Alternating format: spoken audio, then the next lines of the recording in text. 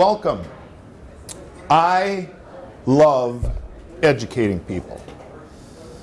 I mostly love educating people about this process because it's such a magical thing to watch your faces when you get that first little wiggly bundle, and I can extrapolate all the way down to the end of the process and go, oh, this is going to be so cool.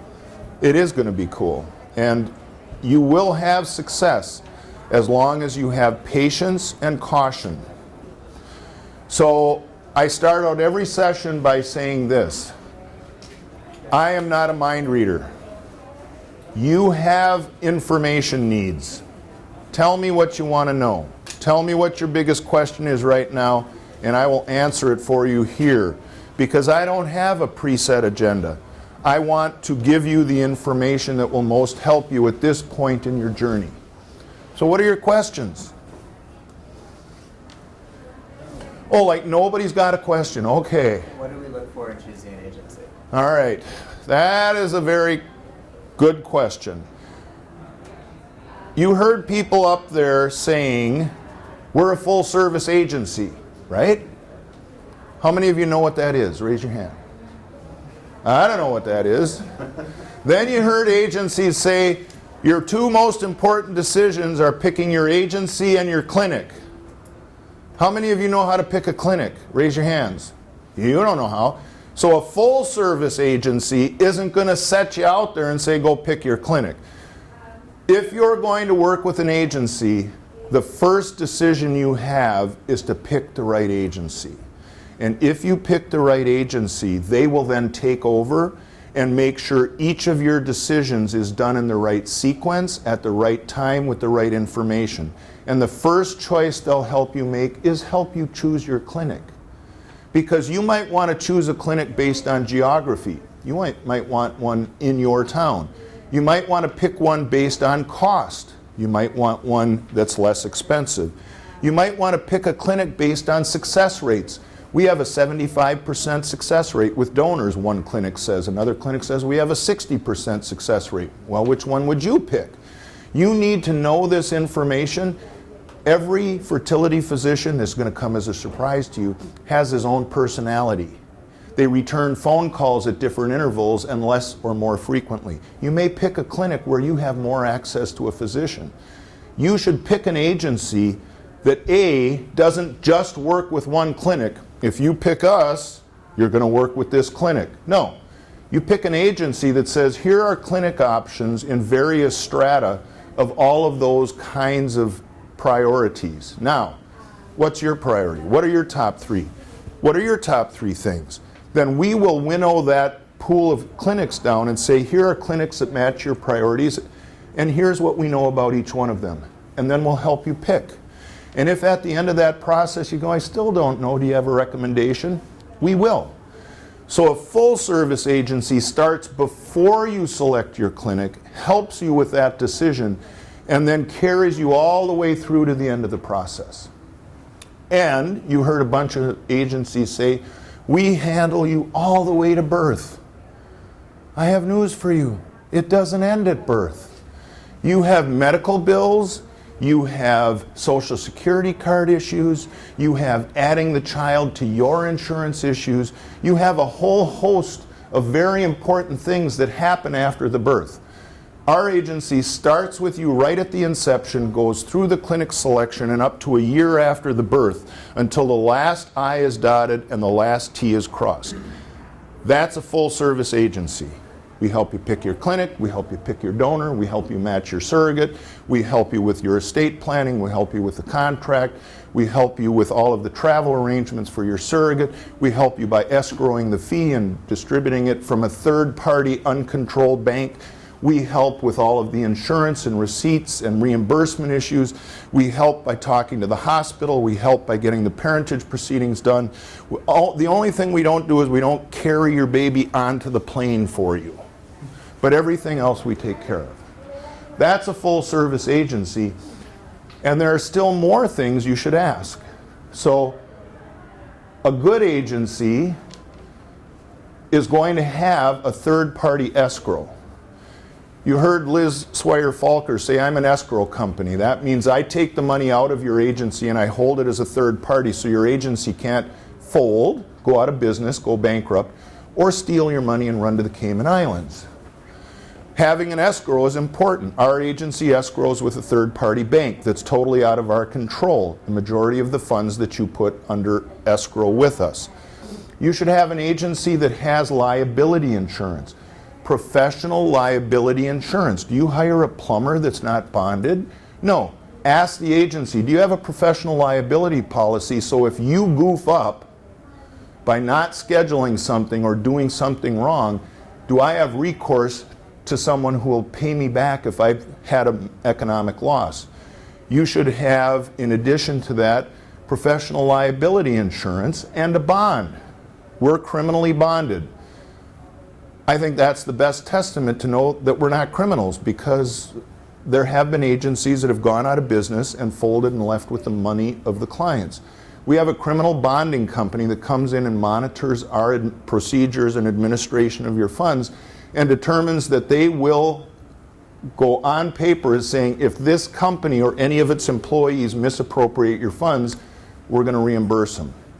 So the professional liability insurance, the criminal bond, I think those are important questions to ask, don't you? If you're going to put $40,000, $50,000, $100,000 in the hands of somebody that you may not have met before you hired them, I think it's a good idea. The other kind of thing you have to look at when you're selecting agencies is trying to compare apples to apples. That's really hard. You go on the website at 8 different agencies, they set up their fee structures 8 different ways, and you're trying to figure out how much is it going to cost, and you can't tell. They all maybe have a fee somewhere around $20,000. Pretty standard, wouldn't you say? Yeah. Now, if you have an agency that's not run by an attorney, they have to say, you need someone to evaluate your insurance. We're going to refer you to an insurance professional, and you pay that person extra. If you have an agency that's not run by an attorney, they say, you need a contract with your surrogate. We're going to refer you out to an attorney. You're going to pay extra for that. You have someone that says, we're going to escrow your funds and your surrogate fees, and we're going to put it in a third-party escrow account, but you're going to pay extra for that. When you have an agency like IARC, where I'm your attorney in the process, included in that agency fee is the insurance review and summary for the surrogate and assistance in getting additional insurance if it's necessary. Included is the cost of your contract. Included is the escrow and management fee of your expense account. If you go through 2 transfers with a woman and the doctor says, you know, her lining isn't stimulating well enough, you need a different woman, we will match you with another surrogate at no additional cost. And if you need a third or a fourth or a fifth, it's the same. You never pay us a penny above what our fee is, and there are so many things included in it that we're really far less expensive from an agency perspective than most agencies, even those run by attorneys, that still charge extra for those additional legal costs. So asking those kinds of questions, what's included in your fee, what other kinds of professionals do you refer out to, what kind of insurance do you have, what is your waiting period, because there are 2 ways to say we have surrogates. How many of you heard the woman say, I have 30 surrogates right now? You heard that. She said it, right? Do you think she has 30 surrogates? Here's the deal. Every reputable agency and attorney professional in the industry that I talk to when they talk about recruiting surrogates bemoans the fact that about 1 out of 10 actually qualifies to act as a surrogate that volunteers. Now, when a woman comes to an agency and says, I want to be a surrogate, the agency can do one of 2 things. They can take a picture, set up a factual background, and put them on a website. They don't criminally background check them. They don't psychologically evaluate them. They don't have a doctor review their obstetric history to make sure they have safe, successful full-term pregnancies. They don't do an insurance review to make sure that their maternity is going to be covered by their insurance. They just put their picture up there. They have 30 surrogates, and if the ratio of 1 out of 10 holds, that means 27 of those surrogates they have are not going to pass screening. And you're going to pick someone, she's going to be disqualified. You're going to pick another one, she's going to be disqualified. And you may go through that numerous times before you happen to get the trifecta of the one that's actually going to pass screening. My record of a client talking to me about this process is 20. He said 20 surrogates I went through before they found one that actually passed screening. We pre-screen all of our surrogates. Criminal background checks, psych, insurance, obstetric record, all of that is done, and if they don't pass, they're never profiled. You are never shown the profile of a surrogate that is not qualified to act.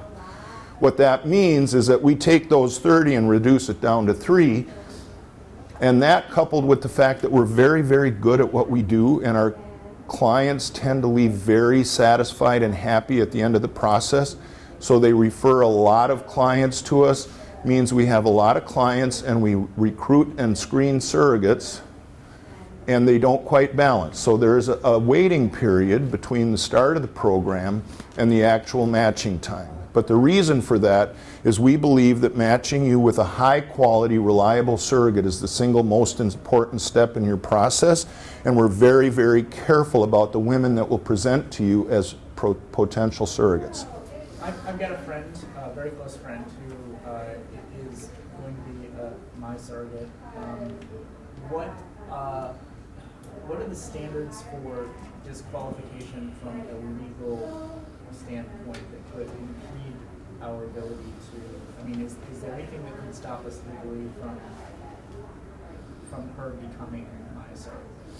Legally, probably not, although it matters where she lives. If she lives in New York, for example, compensated surrogacy is criminalized, right. So you could not work with her. If she lives in Massachusetts, compensated surrogacy goes on all the time.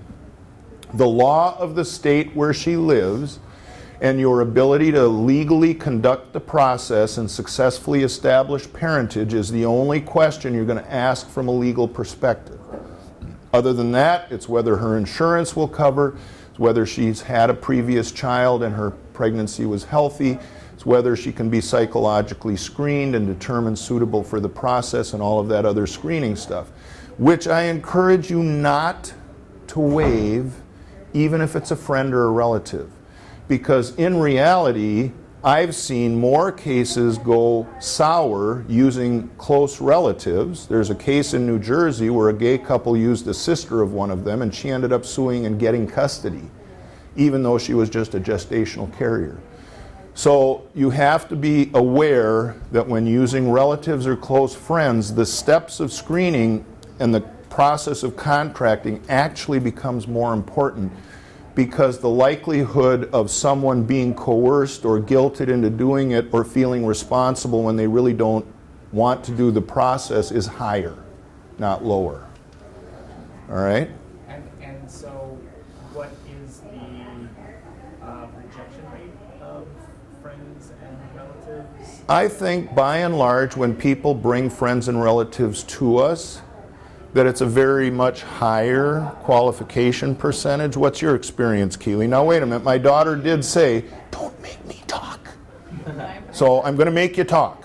No, yeah. So I've been at IARC for 8.5 years. I work with all intended parents who are entering the process and doing their research. I help them with clinic selection, surrogate matching. So just to kind of finish up the point on agency comparisons, I encourage you guys just to kind of go on your gut today, feel out the few that seem like good options, and then seek them out to have a longer conversation, because these comparison points will then become obvious.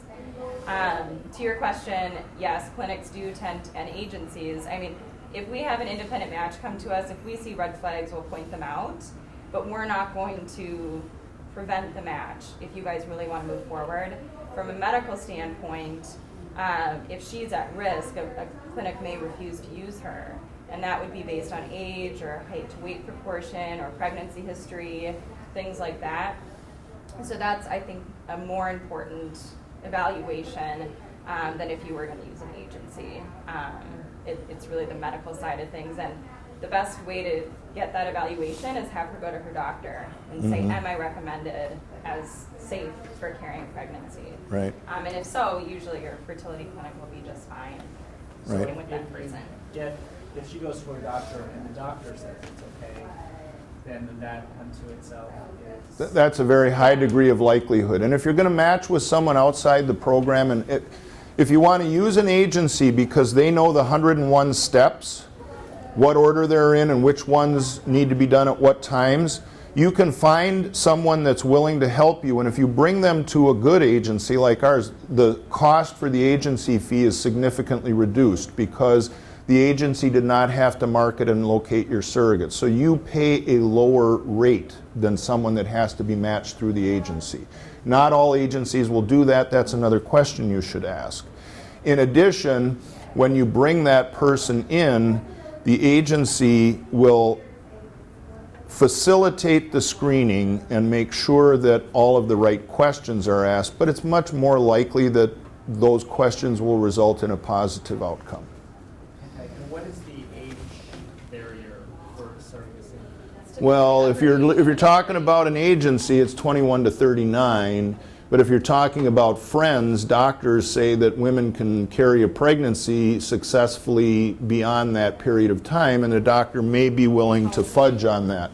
She's early 40s, like 40, 41. How recently did she have a baby?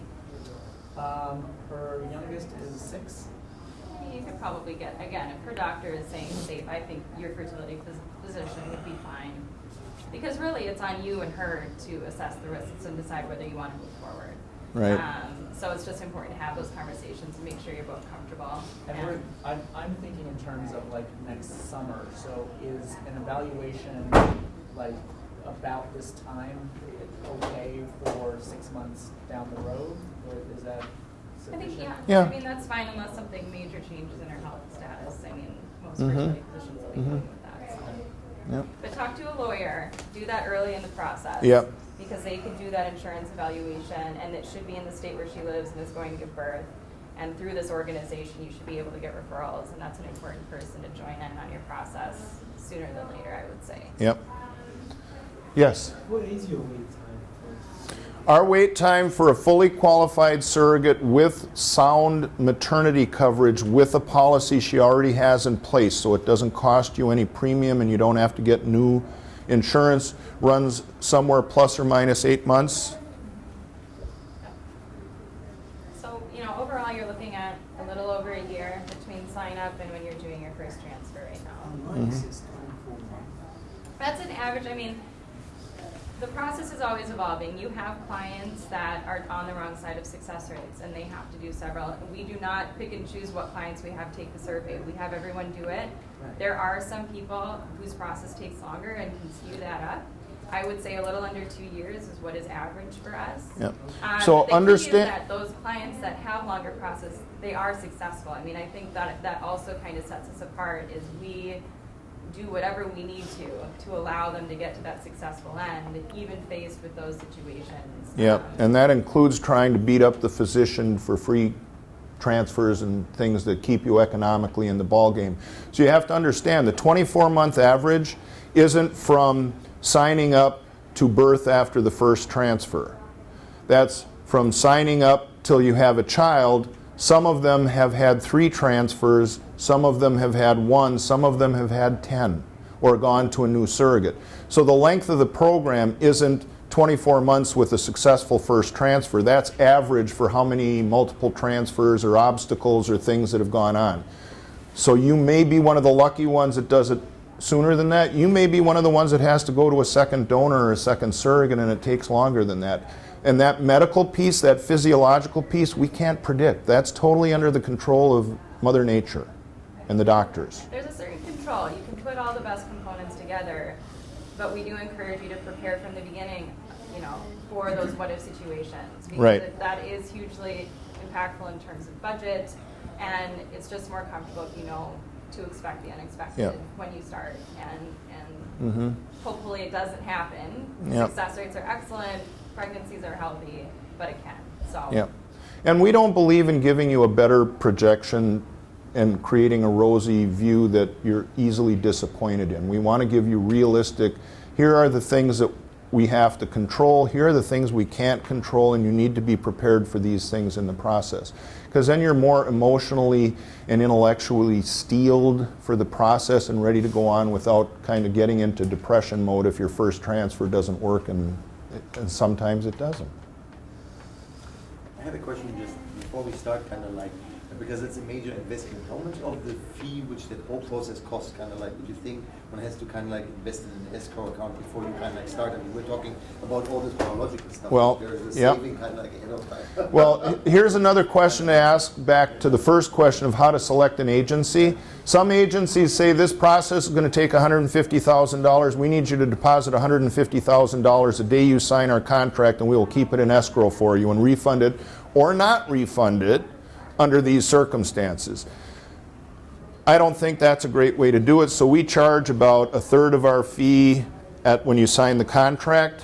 We charge another about 30% of it after you're matched and have contracted with your surrogate. And the last part of our fee, you don't pay unless and until your surrogate gets out of the first trimester of her pregnancy. So we're invested in your success because we don't get paid entirely unless we get you all the way there. And once you get out of the first trimester of a pregnancy, you're pretty stable. In addition, we have a refundable expense account so that floats between about $2,500 and $6,000 to pay for uninsured expenses, maternity clothing, life insurance premiums, etc., and the other expenses that go on. The biggest chunk that you'll have to put down is after the signing of the surrogacy contract, when you put the surrogate's fee in escrow in a third-party account so that it's secure there before she does the transfer, so she knows that her expected compensation won't disappear if something happens in your life. How much is that in dollar kind of like, about? Total Yeah. cost estimate? Total cost estimate or the amount that's due at the contract? Both. Okay. So total estimate for us, if you want to wait the full period for good insurance, ranges from $70,000 to $130,000, and it really depends on your surrogate match and your clinic match. Which is why it's important that we're helping you with that, because that's a big range, and people are going to want to focus in on certain points of that. What I'll say, I have a consult I have to go to, but I do want to. We have flash drives and we have folders of information. One of the forms in there is things to compare when talking to agencies. There's a cost information, there's a step-by-step guide, my email. There's a lot of information to talk about, and it is helpful when we spend an hour and go through step 1, step 2, step 3. I think it helps to make it a little bit more clear. So at the Yep. beginning, the 30,000 kind of like is covering your fee, but the money which is for the surrogate is extra beside of that. Yep. So we're talking about kind of like what, like 50,000, which you have to kind of like. Well, for a donor and surrogate, the bottom line, if everything goes favorably and time is not an issue and you can go through and wait for surrogates, is going to be $70,000 to $80,000. That's the bottom end, which is, frankly, amazingly reasonable in light of what U.S. surrogacy costs. And the top end generally floats around $130,000, and usually your program will come in somewhere in the middle depending on the decisions. But one of the strengths that we have is we customize your program to you, your priorities and your budget. So if you say, Keely, this is what we have, then as you make each decision, as you pick your clinic, as you pick your type of program, as you pick your surrogate with insurance, with fee, she will lock each of those things into your budget and say, this is where you are on your budget. This is how much we've allotted. Now this is what you can afford. This is your cushion, and she will not take you over your budget. Our commitment to you is we will not give up on helping you have a baby until you have a baby, and we will make sure you do not run out of money in that process so that you can't try again and you go home without a live child to care for. And we really mean that. It's an important thing to know that your agency is committed to your success and that this isn't about the agency making money. This is about you successfully having your baby.